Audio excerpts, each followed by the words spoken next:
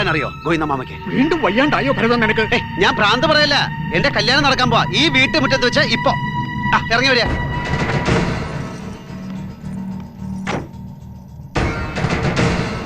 കീഴ്പള്ളി നാരായണ നമ്പീശൻ വാക്ക് തന്നു, ചൂക്കേടൊക്കെ ഭേദമാക്കി തരാന്ന്. മീരെ താലി കെട്ടിക്കൊള്ളാൻ അനുവാദം തന്നു. പറഞ്ഞ വഴിക്ക് കൃഷ്ണന്റെ അമ്പലത്തിൽ വെച്ച് ഞാൻ ഇവളുടെ കഴുത്തിൽ മിന്നു കെട്ടി.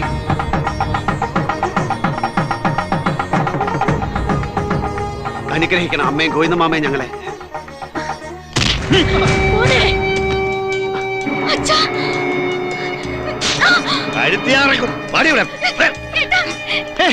തൊട്ടുപോരുത് എന്റെ കുട്ടിയെ, കൊല്ലും ഞാൻ ഇയാളെ.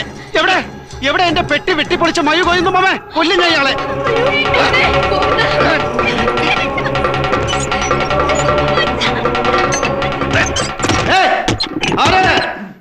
അമ്മേ ഗോവിന്ദ മാമേ, തുറക്ക, കഥ തുറക്ക, കഥ തുറക്ക. അമ്മേ കഥക തുറക്ക. ഇടപെടണ്ട, കൊണ്ടുപോകരുത് അവളെ. കൃഷ്ണന്റെ അമ്പലത്തിൽ നിന്ന് ഭരതൻ താലി കെട്ടിയ പെണ്ണാവള്. ഭ്രാന്തനാവൻ, ഭ്രാന്തൻ. ഇന്ന് കൃഷ്ണന്റെ അമ്പലത്തിൽ കൊണ്ടുപോയി താലി കെട്ടും, നാളെ ഭദ്രകാളിന്റെ അമ്പലത്തിൽ കൊണ്ടുപോയി കരുത്തിറക്കും. അതിനൊക്കെ ഞാൻ കൂട്ടിയിരിക്കണോ? പാടി ഇവിടെ. മീര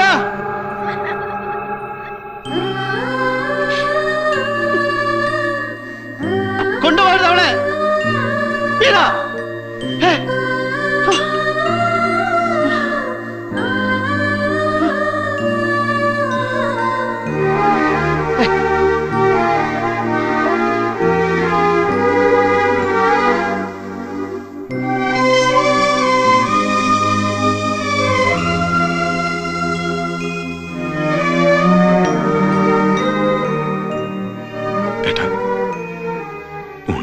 കൊണ്ടുപോടാ അവിടുന്ന്.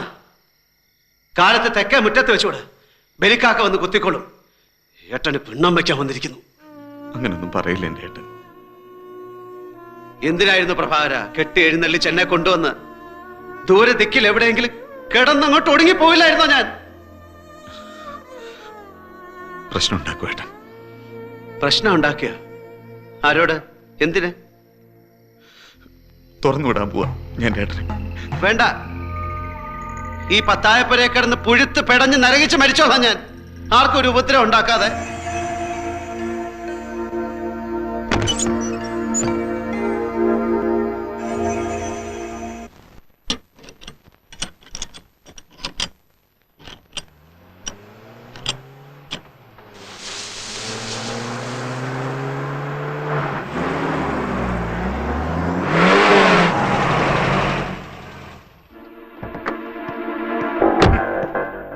എവിടെ ഭരതേട്ടൻ? എന്താണോ കാര്യം? അതെ, അവിടെ പറഞ്ഞോളാം. ഞാൻ അറിയാൻ പാടില്ലാത്ത കാര്യമാണോ? എല്ലാ കാര്യങ്ങളും തനിക്ക് അറിഞ്ഞേ പറ്റുന്നുണ്ടോ? വീട്ടിൽ കയറി വന്ന് പ്രശ്നം ഉണ്ടാക്കരുത് ദുഷ്യൻ. പ്രശ്നം ഉണ്ടാക്കിയ നീ എന്ത് ചെയ്യും? കഴുത്തെന്ത് തല എങ്ങോട്ട് വേണ്ടി വന്ന് അതും ചെയ്യും.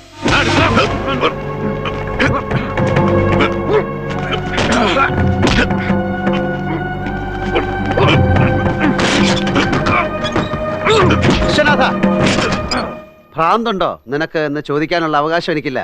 കാരണം അതുള്ളത് എനിക്കാണല്ലോ. എന്തിനാ കുട്ടിയെ, എന്തിനാ എപ്രാണം കാണിക്കണേ? ആരോടെ, എന്തിനാ നിന്റെ ഈ ശോഭം? അത് ശരി, അരി നിന്ന് ആചാരിച്ചും കടിച്ചു പിന്നെ എന്നെ ഉപദേശിക്കാൻ വരരുത്. നാളെ ഞാൻ വന്ന് കൊണ്ടുപോവാ മീരെ എന്റെ പെണ്ണായിട്ട്. എതിര് നിൽക്കാൻ ഇടങ്ങറുണ്ടാക്കാൻ വരരുത് ആരും. വിശ്വനാഥ വരട്ടണ്ട. നിങ്ങൾ കുപ്പയിലേക്ക് വലിച്ചെറിഞ്ഞൊരു എച്ചില ഞാൻ ഉണ്ടാൻ പോണെന്ന് എനിക്കറിയാം. ഇനി അതിന്റെ ഒരു അസ്ഥി കഷ്ടത്തിന് വേണ്ടി കടിപിടി കൂടാൻ വന്നാല് വിവരമൊപ്പം മനസ്സിലാവും. വിശ്വ ആനാ പറയുന്നത്.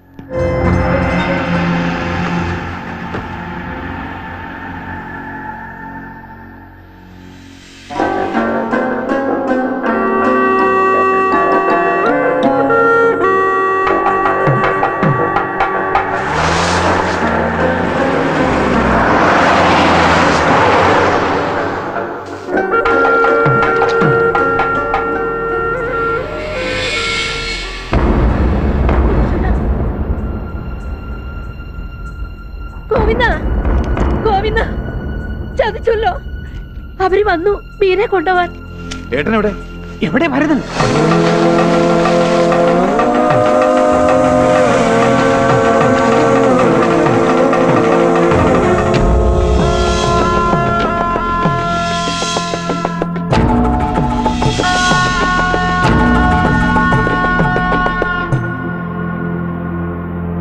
എന്തിനാ നിന്റെ പുറപ്പാട്?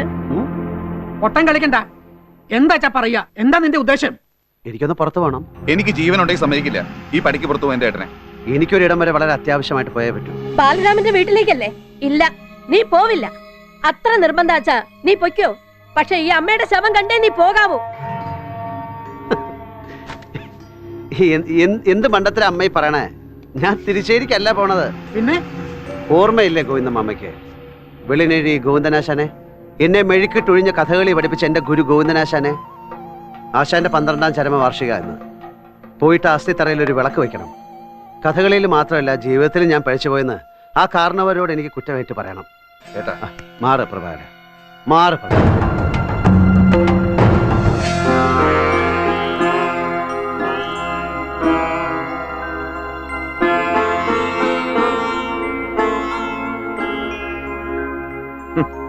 ഇങ്ങനെ നടക്കണം, നടത്തണമെന്നാവും ഈശ്വര നിശ്ചയം. പണവും പദവിയും തറവാടിത്തും ഒക്കെ ഉണ്ടായിട്ട് എന്താ കാര്യം? ഒരു കാര്യവുമില്ല. ഒക്കെ നിശ്ചയിക്കണത് ഈശ്വരന്മാർ. ഈശ്വരന്മാരുടെ ജോലി നമ്മളേറ്റെടുത്ത് ചെയ്യാൻ തുടങ്ങി വെച്ചാ അവർക്ക് തൊഴിലില്ലാണ്ടാവില്ലേ? തൊഴിലില്ലാച്ചാ പട്ടിണിയാവില്ലേ വിശ്വനാഥ ഈശ്വരന്മാര്?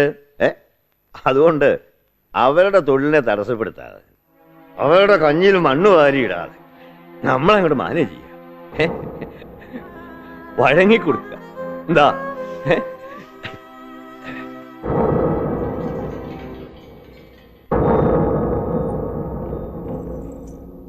ഒരു കാര്യം ചോദിച്ചാ സത്യം പറയൂ എൻ്റെ കുട്ടി. എന്തൊക്കെയോ നീ മനസ്സിൽ കണക്കൂട്ടി വെച്ചിട്ടുണ്ട്. മനസ്സിലാവണുണ്ട് എനിക്കത്. മോളെ ഏട്ടത്തിയമ്മയോട് തുറന്നു പറ. എന്താ കേൾക്കണോ ഏടത്തിയമ്മയ്ക്ക്? വേണം. അലറി വിളിച്ച് ആപത്ത് വരുത്തി വെക്കോ? ഇല്ല, സത്യം. നാളെ നേരം വെളുക്കുന്നത് കാണാൻ മീര ഈ ലോകത്ത് ജീവിച്ചിരിപ്പുണ്ടാവില്ല.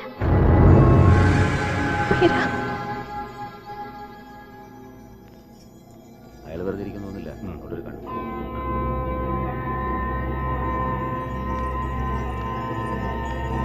എന്റെ മോള് പോയിട്ട്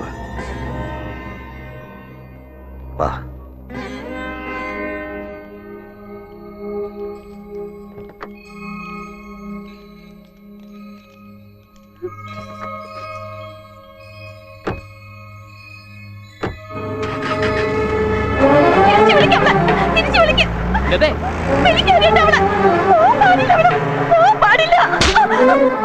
പെങ്ങളൊരു വഴിക്കിറങ്ങി പോകുന്ന നേരം നോക്കി തോന്നിയ സം പറയാ നീ.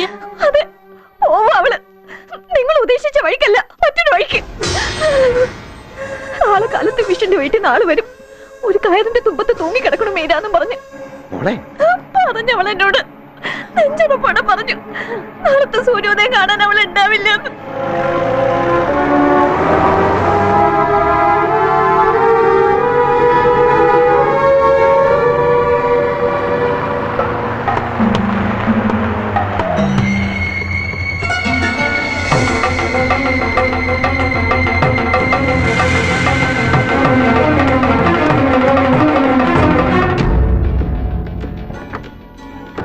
വട്ടം വെച്ചിട്ട് എന്ത് തോന്നിയ ദിവസം കാണിക്കുന്ന വണ്ടി വഴിന്ന്.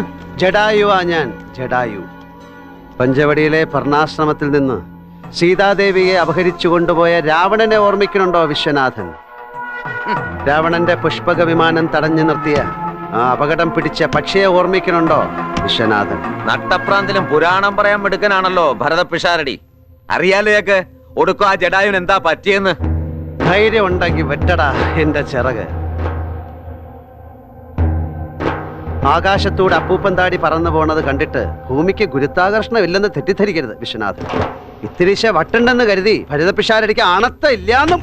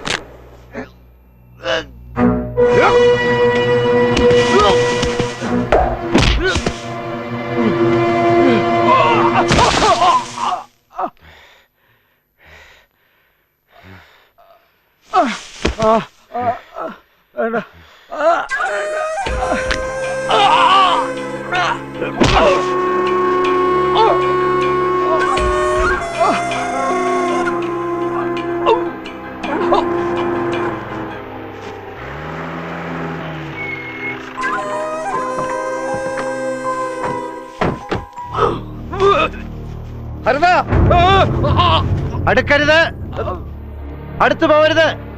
നോക്കില്ല ഞാൻ ബാലമാമയാണെന്നൊന്നും. എടാ നീ ആ കഴുത്തേന്ന് കാലെടുക്ക, ചത്തുപോവൻ. ചാവണം ഇവൻ, ചാവണം. 10 മാസം ചുമന്ന് നൊന്ത് പെറ്റ തള്ളയുടെ നാഭിക്ക് ചവിട്ടിയവനവൻ. ലാളിച്ച കൈക്ക് കൊത്തിയ പാമ്പ്. ഇല്ല ബാലമാമേ, പുനർജന്മം പോലും കിട്ടാത്തൊരു മരണം തന്നെ വേണം ഇവന്. ഭരതേട്ടാ, വേണ്ട ഭരതേട്ടാ. മോനെ, ഈ ബാലമാമ പറയുന്നു കേക്ക്. ഡാ, എന്റെ കുട്ടിയെ വിടാമനെ, വിടാൻ, വിടാൻ.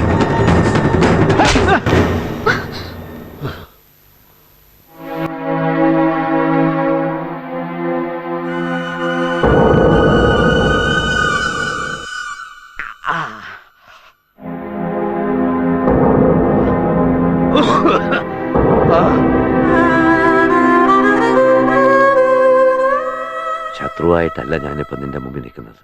നിന്റെ പഴയ ബാലമാമയായിട്ടാ. എന്റെ മോളുടെ ജീവിതം വേണം, വേണം ബാലമാമേ. അവൾക്ക് ഒരു ജീവിതം, അന്തസ്സുള്ള ഒരു ജീവിതം.